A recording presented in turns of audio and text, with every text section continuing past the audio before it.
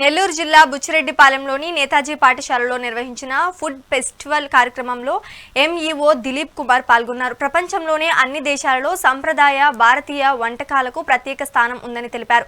విద్యార్థులు దాదాపు 70 రకాల వంటకాలను తయారు చేసి ఫెస్టివల్లో ప్రదర్శించడం అభినందనీయమని కొనియాడారు. విద్యార్థులు అన్ని రంగాల్లో రాణించి తల్లిదండ్రుల కలలను సహకారం చేయాలని ఆకాంక్షించారు. ఈ కార్యక్రమంలో పాఠశాల సిబ్బందితో పాటు అపస్మా నాయకులు పాల్గొన్నారు.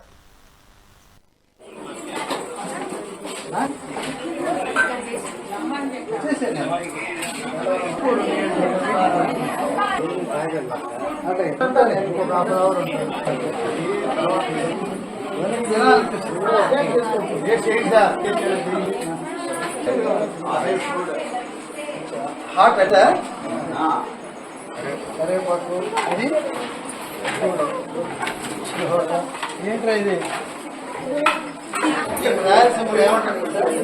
ఉగాడి కనుక 10,000 వస్తుంది.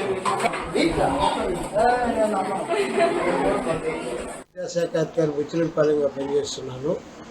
ఈరోజు ఫుడ్ ఫెస్టివల్లో భాగంగా Shri Netaji English medium school Buchireddypalem పాఠశాలను సందర్శించడం జరిగింది. పాఠశాల విద్యార్థులు చక్కటి వంటకాలతో అలరించారు.